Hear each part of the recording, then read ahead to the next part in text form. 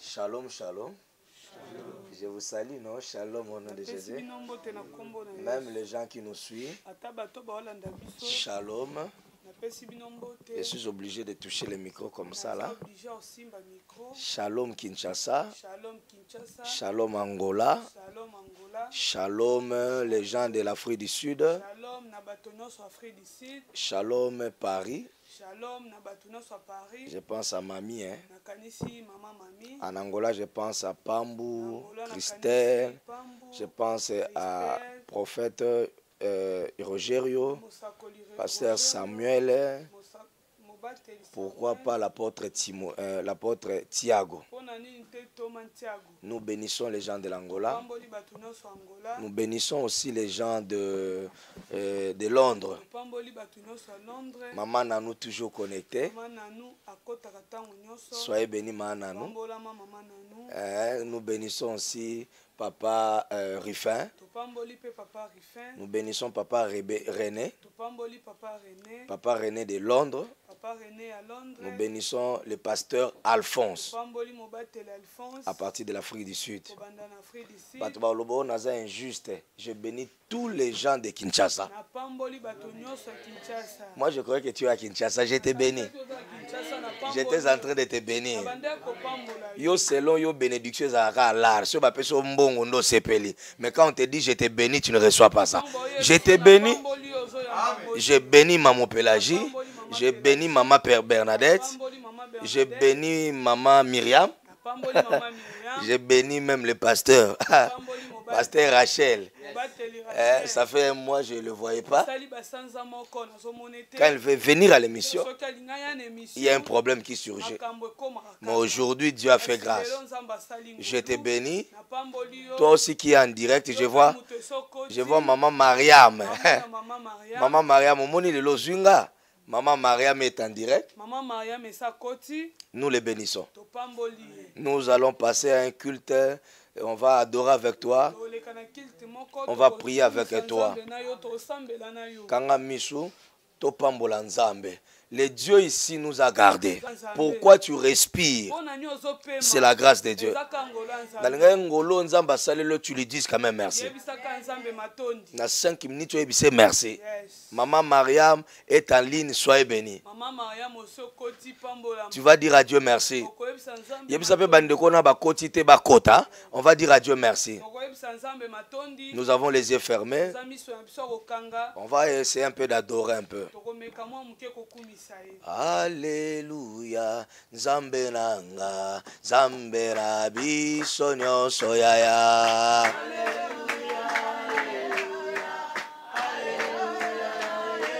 Oh Nzambe na yo, Nzambe nanga, Nzambe na biso nyonso yaya.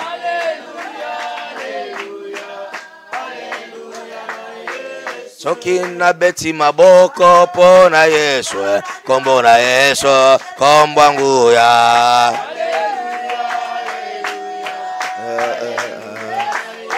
Oh Nzambe na yo, Nzambe nanga, Nzambe na biso nyonso yaya. Nzamba pambolo Mama Rachel. Oh diakre yembela kamasia po asali yako kamwa.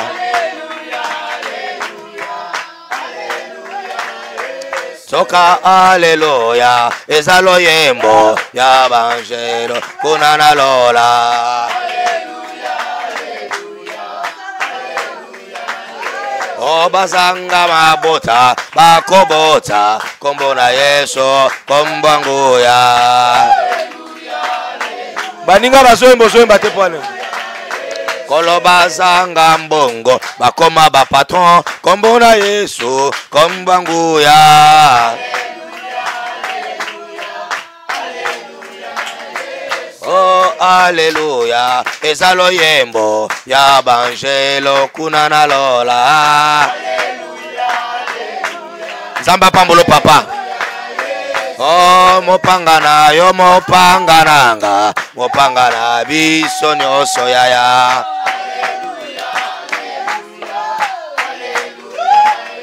Oh Nzambe na yo, Nzambe nanga, Nzambe la biso nyonso yaya. Oh Nzamba Timote Nzambe nanga Nzamba Aidina Bala. Gloire à Jésus.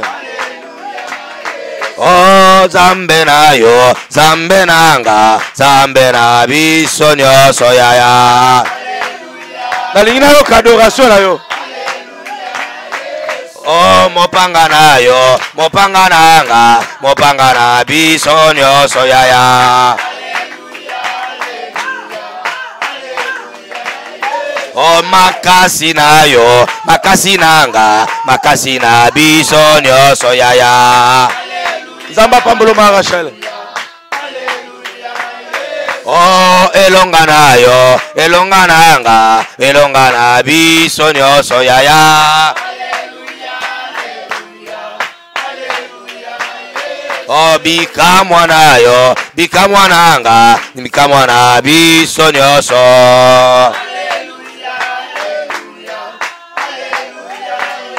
Onde kotika nde ba fiere zotololendo mabele ya pamba.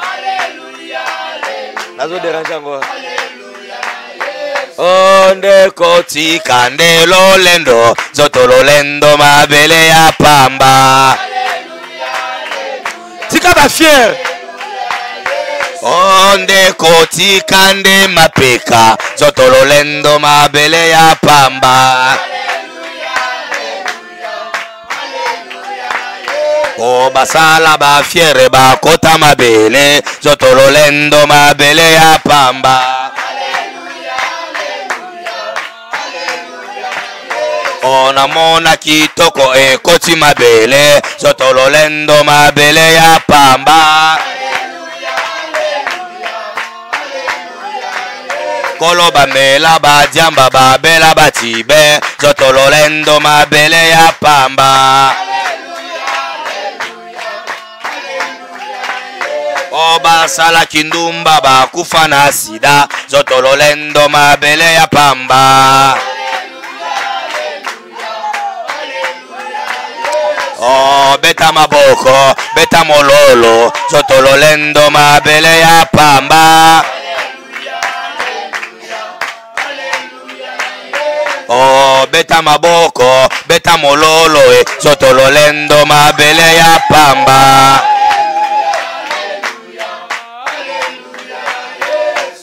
Hallelujah, hallelujah, hallelujah, na mokonzi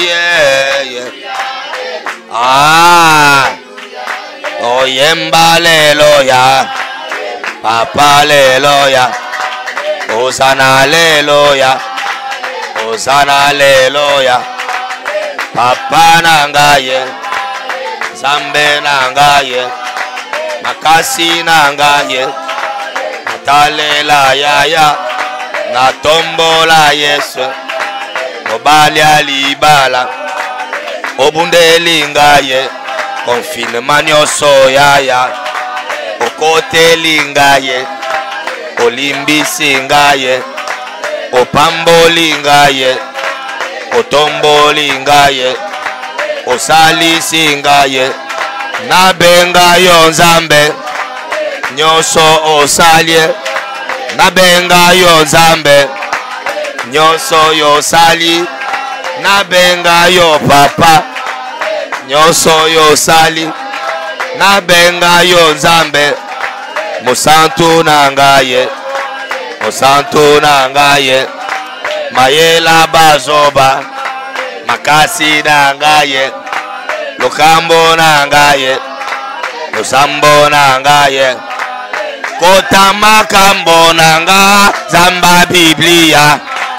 kota makambo nanga Zamba Biblia nalela yo Nzambe makasa ba faible nabelela yo Nzambe elonga nanga ye haleluya nabelela yo Nzambe bilamo bikamwa Bible biso bozo sambela bolo bakatata ozali kolo lobala Nzambe ozali kolo maladi na ba problème ezolekela nga na kati ya confinement otiki nga te o permettre na la nzala te Tombola pour la lobiko. Beta maboka le banda opambola.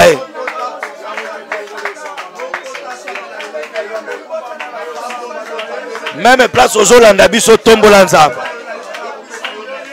Tombola. Tu es mon père.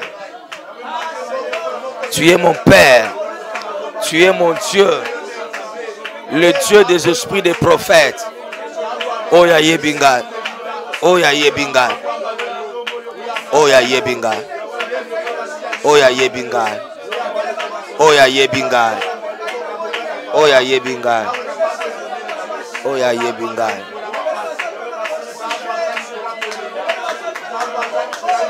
Au nom de Jésus, te élève.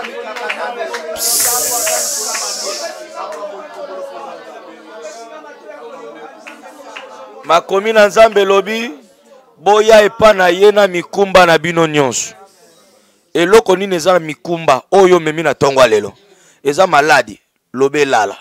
Natangi Bible lobi, natangi écriture mo babi qui es-tu grande montagne devant Zorobabel. Tu seras aplani. Beta maboko banda ko lobela ngomba. Ngomba maladi. Yesu atelema balamusa na pongi. Agangela mon pepe. Et loko nezo menacer ndako na bino. Na confinement oza na batu ba omona loboko na nzambe. Boyoki te na kati ya confinement ba millions de dollars ezo tambo na ba maboko batu. Wana eza ba oyo bakangi. Bon ba bakangi te combien? Banda ko yebisa nzambe yo za likola ba dollars. Pauvreté lala. Malade elongwa. Yaya soko lingi nzamba sela oyo mo banda ko déclarer. Beta maboko loba na bimi na milangi ya kindoki ya fami. Na boyi pe na telemeli nyonso ezo pesa nzambe lokumu tale beta maboko ale boya ngono de Jésus.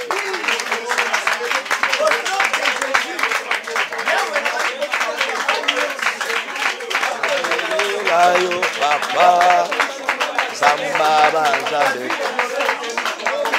Kamwana ngai.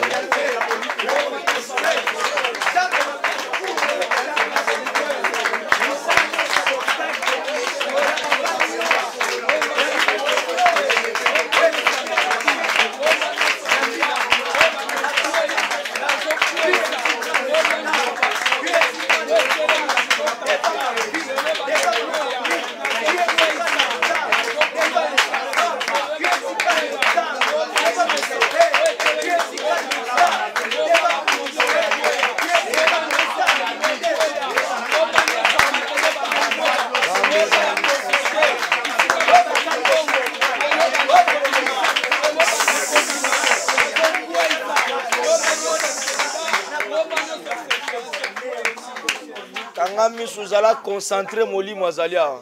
Zambe tata. Iyele. Iyele le le le le. Obele la zambe tata. Totikali na 9 jours tobele. Obele la zambe tata. Na 9 jours zambe tata. Beta maboko wana. Toyembe la zambe tata. Oyemba na beleli yo. Alo sambo nanga na beleli yo. Na ba priere na beleli yo. Tika na yembe la yo na beleli yo. Bien aimé.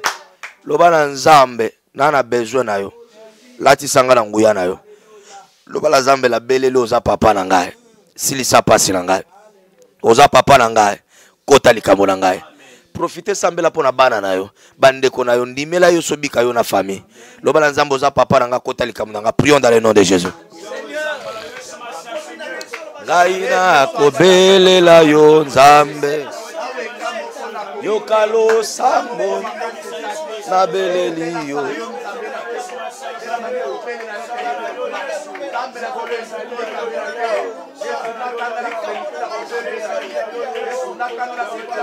J'ai besoin de toi. Affecte mon ministère. Lave l'image de mon ministère. Restaure mon ministère. Remplis-moi par ta puissance.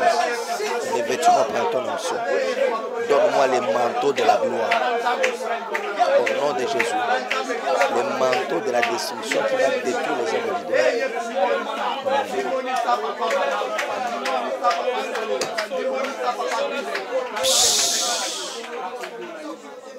Père, le Dieu des esprits des prophètes. Père, le Dieu des esprits des prophètes. Nous t'invoquons.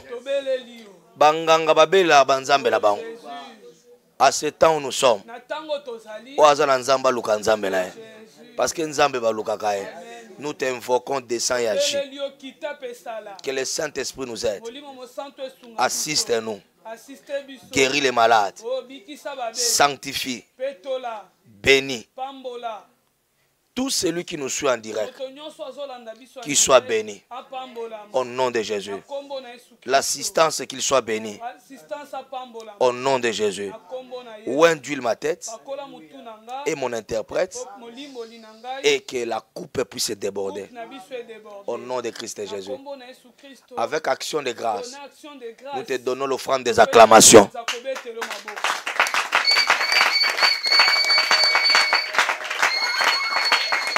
Amen. Amen. Ne saluez pas les gens, mais nous vous saluons. Il faut respecter les mesures barrières. Hein? Oh, malade des alangotés. Tout le monde est malade des alangotés. Non, il y a la maladie. Il y a la maladie. Ça a tué beaucoup de gens. Il y a la maladie. J'ai dit il y a la maladie. Il faut respecter les gestes barrières. Et puis il faut mettre votre cache-nez. Moi aussi je l'ai. J'ai mon cache-nez. Et je vais mettre ça. Que le Seigneur vous bénisse. Je disais que le Seigneur vous bénisse. On va parler d'un grand thème aujourd'hui. Tu seras témoin. Tu es le témoin. Tu seras témoin de ta génération à cause de la puissance. Amen. Vous savez, j'ai dit dans Joël chapitre 2, nous sommes à 7 ans de prophétie là. La Bible dit, dans les derniers jours, Dieu va répandre son esprit. Aujourd'hui, je vais relier et la prophétie de Joël et la prophétie des Actes des Apôtres, chapitre 1, verset 8. Je dis à quelqu'un, tu seras témoin. Témoin béni, c'est celui qui a vu. Tu ne vas pas témoigner à la place de ton frère. La maladie là, elle est pour ton témoignage. Aïe. Le problème que tu traverses, Dieu l'a permis. Je dis merci au coronavirus. Vous savez que malgré Corona, il y a des gens qui voient la gloire de Dieu. Mon thème d'aujourd'hui, tu seras témoin. Tu auras un témoignage. Je suis venu encourager quelqu'un qui traverse le combat. Ce combat-là constitue ton CV. Ta maladie constitue ton CV. Tu me suis si tu dis Amen. Que Dieu opère un miracle. Non, dites Amen bien. Même bateau on a vu sur le Facebook, je vais voir ton Amen. Vous savez quoi? On est témoin seulement quand on voit. Vous voyez les procès qui viennent de passer. Et l'autre bomi vient n'angai. Bah témoin. Même s'il n'y a pas de preuve écrite. Mais le témoin, surtout au alobaki anaza mukuse. Moi ba copé soyez zate. Et le kaka. Vous voyez que témoignage est zindisifié. Même si tu dis pas amen, il est ton frère, je m'en fous. Je vois même des pasteurs prier. J'ai vu même dans les réseaux sociaux, bah pasteur na photo, bazo bondela. Oui, nzamba yo kamawa na batuno so mais le Congo souffre. Mbongo ana Congo fezonga. Oui, mbongo ana iba ibeza nga yezonga. Balandela ngoti na Liban. Un prophète, c'est celui qui dit la vérité. Vous les pasteurs, vous allez prier pour quelqu'un qui a volé. Non, nous souffrons beaucoup. Toi, tu ne connais pas parce que tu n'es pas pasteur. Avant que je ne fasse l'émission, Papa Nata, je ne peux pas venir ici si je n'ai pas en deçà de 60 000. Pourquoi? Les gens souffrent. Les gens pensent que nous, les pasteurs, ce sont les gens qui nous donnent l'argent. En réalité, quand les gens sont tout autour de nous, ce sont les malheureux. Il y a beaucoup de pauvres tout autour de nous. Et pourquoi tu es pauvre? Parce que ton argent, les Libanais l'a mangé. Mon argent doit revenir. Na sepeli na procès oyo, oyebi ke procès oyo pesa lité ya lelo. Na bimisi lité na procès oyo, tu seras témoin. À cause de la puissance de Dieu. Ata bolesi batu, ata ba juge ba kufi, ata ba poison le ki na présidence. Ba témoin de ba yaka obebisa makam. Ce qui témoin le bionga babenga la réunion en athée et si juge nenga yoki bongo yaya même si tu as des grands avocats mais quand les témoins ils témoignent mal pour toi c'est fini, tu vas tomber. Mais toi qui me suis, tu seras témoin des jumeaux que Dieu va te donner. Makambo et Salami na procès, c'est un nouveau départ pour un état de droit. Même si les gens ne croient pas ça. Et l'ocognon se fait bandana 1. Comme la tête est tombée. Ils ont eu peur. Petit morayo ebisanga bio yeba na mutu mo bazaka ministre betelanga cop na ebise na kutana na ministre na lobi mikolo cop ezate po direcab.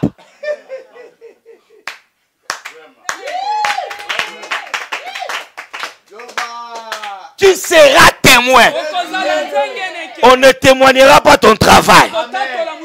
On ne témoignera pas ta guérison. Ce n'est pas une autre personne qui témoignera à ta place. J'annonce dans les jours qui viennent le relèvement de mon pays. J'annonce dans les jours qui viennent mon pays sera relevé. Le Congo va renaître. Le pays sera relevé. Otote kamboko tote kangote. Muto ba betie 20 ans. A mwana noko na biso te na tangi pe kombo na ete. O ba beti 20 ans wana. Yaya. Après ye. Tozo zela ya sotu mouton. Félix Tshisekedi, c'est un président de formalité. Il est président de formalité. Au monite que lilobo ya loba ke kokisami. Atoza mwana mai na ngai.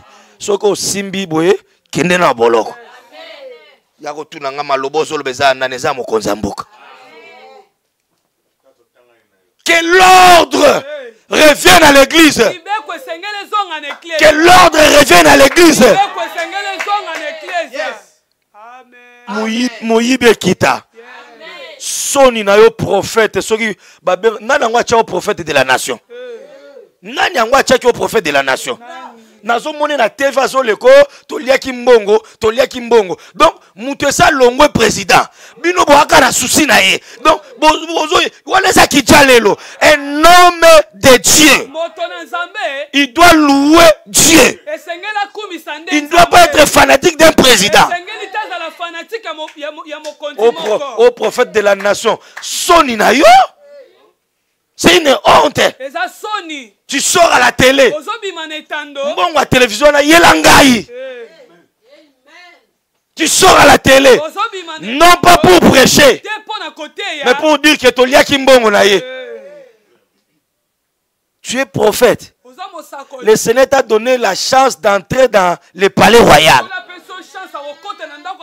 Et puis tu ne dis pas la vérité au roi. Tu n'es pas un appelé de Dieu. Tu es un faux prophète. Ba bêtise no sali suko lingi bisoto, hein? Et puis oh ba sala nzambe nyoso to liaki. Moi je n'ai pas mangé. Ba oh ba grand nyoso mboko to liaki. Toi tu es grand toi.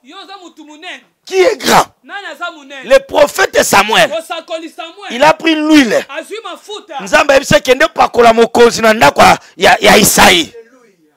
Il arrive dans cette maison-là. Il voulait mettre l'huile à Eliab. Parce que Eliab était costaud. Eliab se disait je suis grand. Eliab se disait je suis le grand pasteur. Nous sommes les grands de Congo. Likambozo tondi sa stade te. Likamboza obandaki bien osuki ndenge ni. Les jours où Élie voulait se faire grand, quand Dieu lui dit va, Élie dit à Dieu, non, Dieu lui a dit, attention Élie, ne pense pas que tu es seul.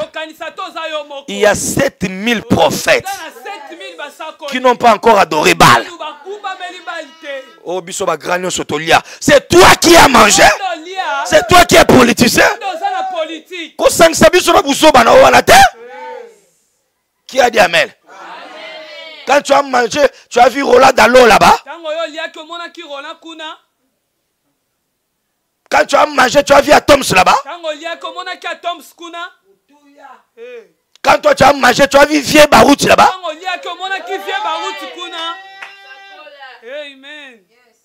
Prophète des nations, prophète des nations. Prophète des villages.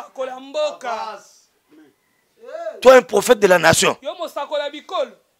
Un homme de Dieu. Il vient, il dit Mboko Baïbian, papa. Attendez, tout le monde n'a pas stoté à boy. Mboka Congo, c'est le pays le plus riche. Mais les habitants sont pauvres. Pourquoi?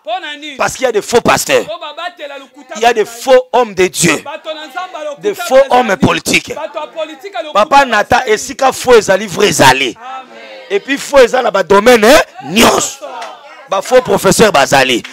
Ozolo ba mente pour année. Maman yo, maman, ba assistant lokuta na université bazate. Et bon ba ministre lokuta. Papa na mone aux Ukanda. Et bon ba docteur à lokuta. Ba journaliste à lokuta.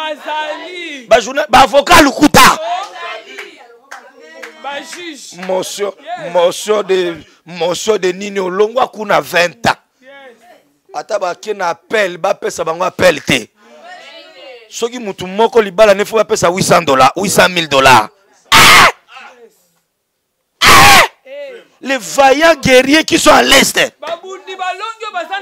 Bazo kufa me ba milieu zotambo na ba poche bateau. Je déclare Mbonga Congo zonga na ba Congolais. Vous savez quoi? Dieu, il est le Dieu de la justice. La justice élève une nation. Un pays où il n'y a pas la justice, Dieu ne sera pas là. Amen. Bakangi évêque, naïka na tef pour évêque pas liaki. Le combat de l'évêque, c'est un combat patriotique. Azola Moussa Batou, aïe sabino que na jekamine, mbongo ba piller. Azola sabino que non, ba compagnie ba assurance, mbongo ba piller. Et toi, tu viens dire oh, il a mangé. Et puis les Congolais sans Saint-Esprit vous dites bah imaginez tout ça là, ezala yete. Mais le combat là qu'il fait là, même la pauvreté va diminuer. Mais toi un homme de Dieu, tu veux combattre un autre homme de Dieu. C'est que toi tu es un loup ravisseur. Amen. Il faut que ce pays change. Papa Nathan a vu ma terre en procès 100 jours. Aujourd'hui, je viens seulement avec un message témoin. Bitakour était témoin. Témoin. Le témoin, c'est celui qui a vu. Au botolier projet, il a vu. Azape na posa soit moi pourcentage ma mono botolier. Mouto yo botoli marché, qu'est-ce que tu attends témoigner à Malambolo? Il ne témoignera pas bien. Aujourd'hui, c'est seulement les témoins. Tu seras témoin de ta génération à cause de la puissance de Dieu. Lisons Lisons Actes des apôtres. Actes chapitre 1 verset 8. Actes chapitre 1. Vous êtes?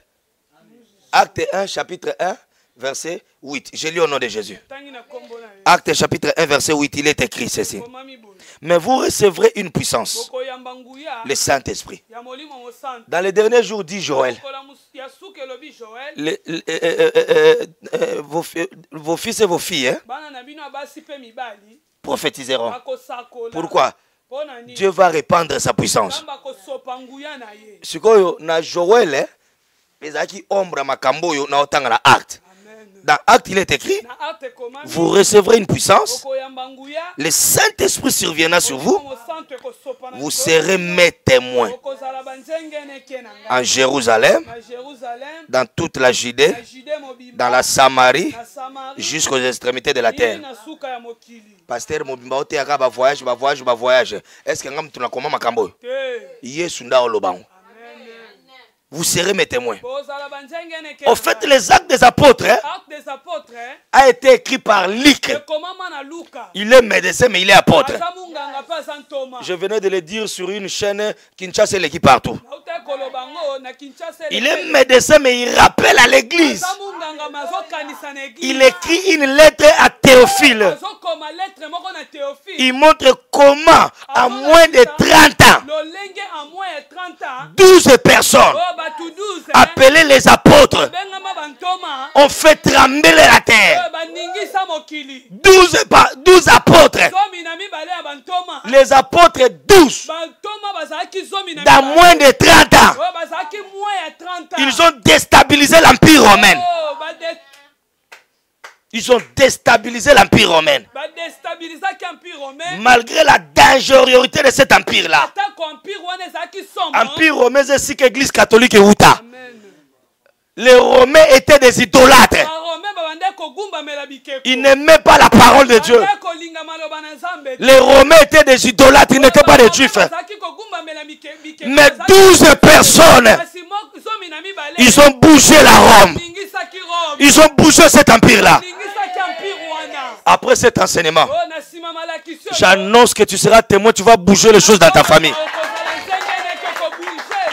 Par 12 apôtres, les gens de Rome ont été scandalisés. Malgré tout ça, il manquait quelque chose. Vous savez, Luc est en train d'écrire à Théophile. Les actes des apôtres, ce sont les œuvres que les apôtres ont fait. Ils expliquent ce qu'ils ont expérimenté après avoir passé 3 ans et demi. Béni tel que tu es à côté de moi. Tu vas recevoir des enseignements. Les 3 ans et demi que les apôtres étaient à côté de Jésus, c'était la théologie. C'était leur formation. Mais cette théologie-là, ce n'était pas des biques. Ils voyaient ce que Jésus faisait et ils allaient mettre ça en pratique. Après un temps, dans les jours qui viennent, ce que tu m'as vu faire, tu le feras plus que ce que tu m'as vu faire. Alors, je disais, Luc a écrit à Théophile. Il expliquait ce qu'ils ont vu à côté de Jésus. Il expliquait que Jésus est venu Il a marché sur les... Il a guéri les aveugles. En fait, l'acte des apôtres, hein, c'est la lettre de Luc qui explique les choses qu'ils ont traversées avec Jésus. J'aimerais dire à l'église aujourd'hui, notre ennemi commun, ce n'est pas un homme. Je parle au prophète de la nation, je ne sais pas de Selembaou, je ne sais pas de Bandundu, je ne sais pas, tu es prophète de Kasaï. Ton ennemi, ce n'est pas évêque. Ton ennemi, ce n'est pas Kisiamina. Ton ennemi, mon ennemi papa. Ton ennemi, mon ennemi, c'est le diable. Malgré qu'il ait écrit ça, c'est la deuxième lettre qu'il a écrit à Théophile. Malgré qu'il ait expliqué. Mais cela n'était pas tout. Et dans ce livre de Actes, chapitre 1, verset 8, par rapport au combat, au fait, Luc a constaté que l'église ne marchait plus bien. Je dis comme un prophète, l'église de Congo est malade. Les hommes de Dieu sont malades.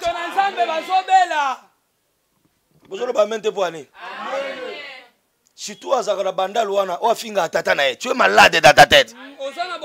Notre ennemi commun, ce n'est pas ton père. Ce n'est pas mon père spirituel. Si ma voisin le beau ennemi n'a pas été. L'ennemi commun, c'est le diable. Notre ennemi, ce n'est pas les hommes. Même si nous n'avons pas la même vision. Mais tu n'es pas mon ennemi.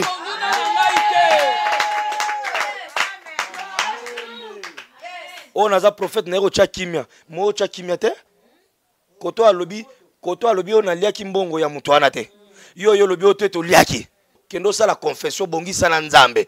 On ne vient pas réparer devant la télé. C'est ça un homme de Dieu. Oh, koto alobi on a liaki te. Mususa alobi on a liaki. Teto liaki biso nyonso. Obando pesa pe yo tangi mbongo yo liaki te. Obi ya liaki 100,000. Loba amen. Si on va spectacle sur la TV, les enfants de Dieu, ils deviennent rebelles. Ils ne peuvent plus prier. Parce qu'ils vous considèrent comme leur modèle. C'est la vérité. Notre peuple, c'est la vérité. Oh, quand tu vois ces guerres-là à la télé, derrière ces hommes de Dieu là, ce n'est pas eux. C'est le diable. La peur de Jésus était quoi?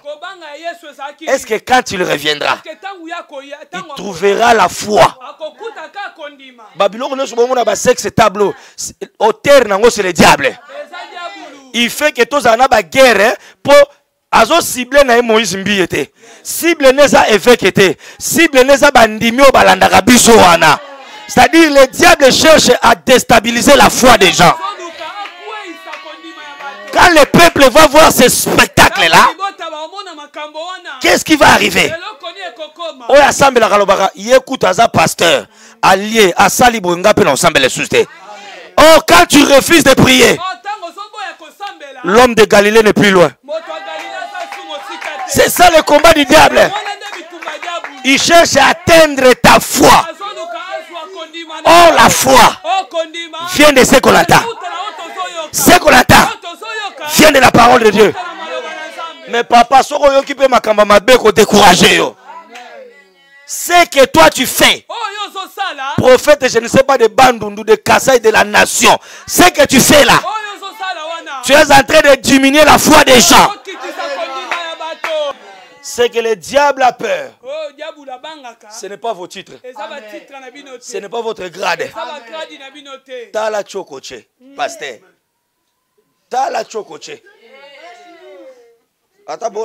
Atabolo ba mente. Papa so talier, le rôle a betara na wenge. Loba amen.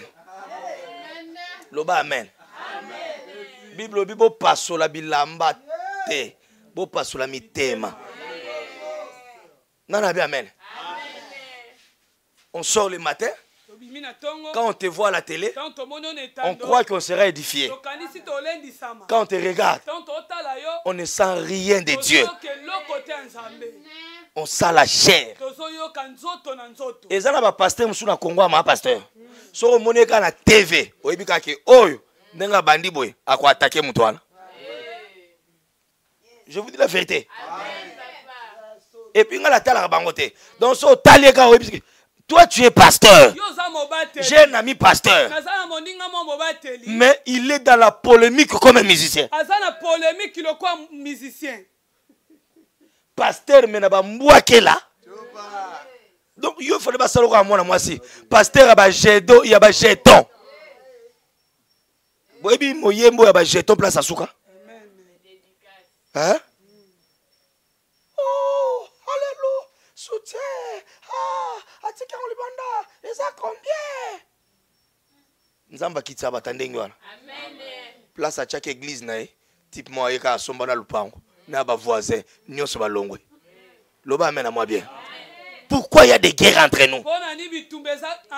Papa, je vais te prêcher la vérité. Le diable n'a pas peur de nos titres.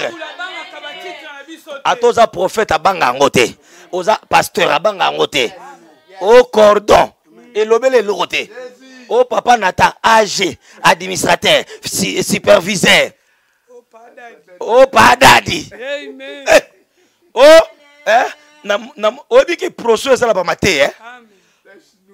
Yo na yebo yebanite abi o wana na yeba ya tate et logo bomie yango wala loba témoignage biloko zo loba na ba oyo kayo yango ngala linga mutu moko boye azamu pagano mela nature doit nous enseigner alobi linga isuko swana te na balabala ya linga ba okinde place ba okoma na PV o lobi ba komi ya tant lobi to yebanite na Jamal ba komite. Encore greffier à la Zamakaz. Azo koma. O konsola a commis. A commis. Je vais mettre les faits. A commis. Qui a dit amen? Nazo robiete qui a dit amen? Ce que j'ai aimé. Na procès 100 jours. Maman, ngala zumateya. On a posé la question. Nakacha makambwana nyoso. O comme lettre mbongo bima. O salaboye salaboye. Tu as joué quel rôle? Bilonde bo pesa ba réponse.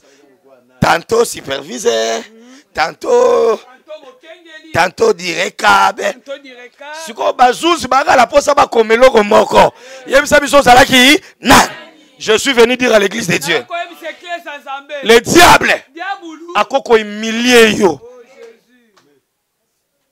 Tel que vous me voyez ici, je suis plus intelligent. Dieu résiste aux orgueilleux. Mais il fait grâce aux humbles.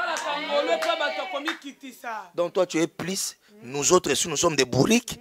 Les juges là sont des bourriques. Oui, bien. Si vous avez un juge, il faut être humble. Pour muninga na banga ocho kufa kalaminte. Bakanda nez. Bazala le matanga. Ça me processe. Donc, Azo Sambi Samé, nous sommes en deuil. Nous sommes 40 jours. Ce qu'on a là, matanga. Donc, Eza Lokola, interprète nanga okufa ton ode. Interprète nanga zate akufi. Ce qu'on yozo ya ko tukangai. Narote ya rapo fonatea. Ya musala nangai. Mais na ana kanda yo muto attaquer interprète. C'est lui qui va t'attaquer. À 20 ans. C'est lui qui...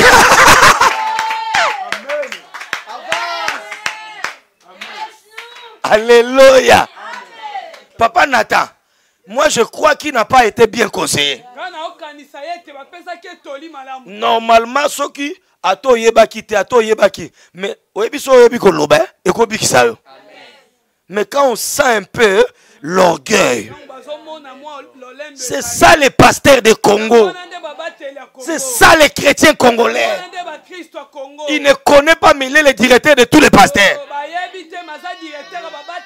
Église, binobozo saka église, église. Ndako, mbongo. Abozo sabia mutuka. eloko nzambe eloko pesate. Il est pasteur seulement sur Facebook. Il n'a pas l'église. Il écoute une église à l'aise. Pour ne qu'il ne pas compte à 5 personnes. Je prie Dieu va fondre l'église. Biso to te raté pour nos offrandes. To te pour batubana ba problème. Batubana ba combat spirituel, il faut que l'église ait sa solution. Qui a dit amen? Le rôle de l'église, ce n'est pas donner seulement les foufous. C'est aussi nous préparer à la rencontre de l'époux. C'est nous préparer au ciel. C'est ça le rôle de l'église. Mais vous voyez un homme d'État. Babimisi pena babilamba mususu olati otiki boye olati na chapelle babi ete kama mikolo. So ba tuni olobina na pemba. Dieu, c'est un Dieu de la justice. Mais Dieu veut restaurer le Congo. Papa, avant nouveau départ, Nzamba bandano la justice. Parce que c'est la justice qui élève une nation. C'était le combat de Tshisekedi le père. Paix à son âme là où il est. Je sais que mon colo comme premier ministre. Je suis sûr que là où il est, il repose en paix. Parce que j'ai suivi ce procès. Balobi, bakangi na ba compte bancaire. Babina bandako ba okanga. C'est que là où il est, il va se reposer en paix. Biloko mbongo lange zonga. Mbongo basoda zonga. Oui, je suis en colère. Na États-Unis ba pesa ba pasteur mbongo. Mais na Congo ba finga ba pasteur. Vous savez pourquoi nous injurions? Parce qu'il y a ces messieurs là qui ont mangé là-bas. Daniel était auprès du roi. Allié Misunia roi té. Daniel était à côté du roi. Il a accepté ba bois kana libula ba kosi. Il était à côté du roi. Mais il avait l'esprit supérieur. Le roi lui a placé chef de tous les magiciens.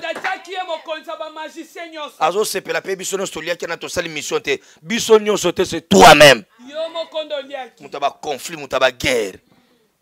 Le combat, ce n'est pas contre les individus. Le combat, c'est contre les gens qui détruisent le Congo.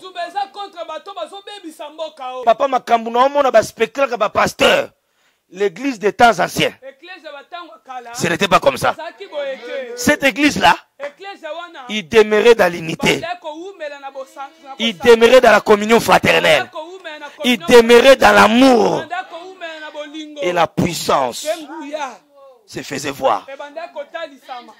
Non, non, amen. C'est comme ça que Luc écrit à Théophile. Il dit, vous recevrez une puissance. Le Saint-Esprit surviendra sur vous. La raison fondamentale. Écoutez-moi bien. Que Jésus est venu ici dans le monde. Pourquoi Jésus est venu, papa? Jésus est venu pour que nous soyons ses témoins. Tous à la jardin d'Éden. Créons l'homme à notre image. Non, non, dans la pensée de Dieu, Dieu voulait que tu sois comme lui. Dans la pensée de Dieu, Dieu voulait que toi aussi tu sois Dieu au Congo. Tu sois Dieu devant la maladie. Tu sois Dieu devant la pauvreté. C'est comme ça que Luc écrit à Théophile.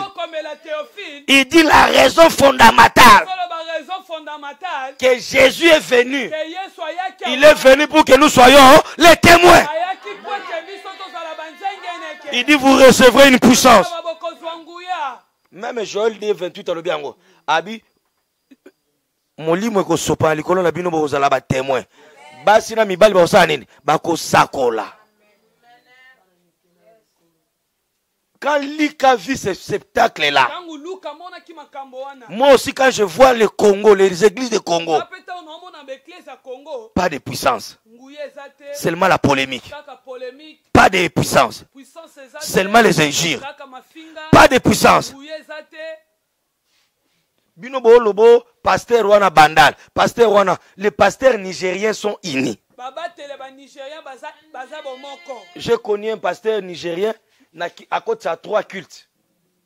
Dans 3 cultes, il y a le premier culte 50 000 personnes, deuxième culte 50 000, à 3 cultes, c'est-à-dire ça 50 000 personnes.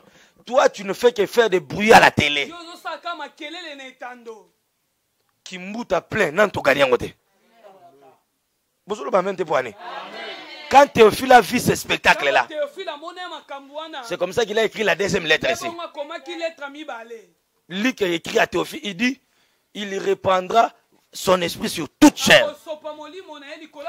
Il dit, mais vous recevrez une puissance. Le Saint-Esprit surviendra sur vous. Le but de l'esprit. Le but de l'esprit dans ta vie, c'est pour que tu sois témoin. Toute plante qui n'a pas été plantée par ton corps, par Dieu, il fait plus quoi? Quand tu as le Saint-Esprit, la Bible dit si Christ est en nous, si Christ est affranchi, tu es réellement libre. Les choses anciennes doivent passer. Même la maladie ancienne doit quitter. Quand Luc a vu que la puissance,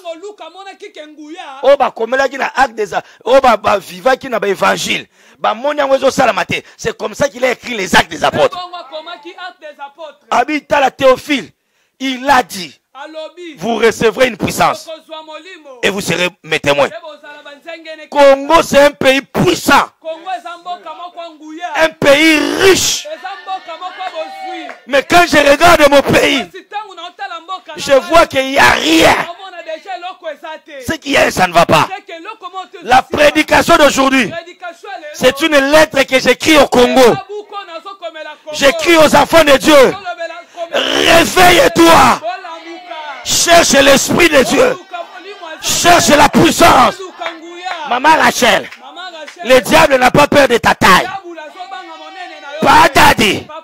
Le diable n'a pas peur de ton tribu. Le diable n'a pas peur de ça. C'est que le diable a peur. Il a peur d'un homme puissant. Le monde accuse les prédications des accusations. Celui-ci injurie l'autre là. Regardez ce qui se passe dans le monde des pasteurs. Vous savez que chez les prêtres, ça n'existe pas.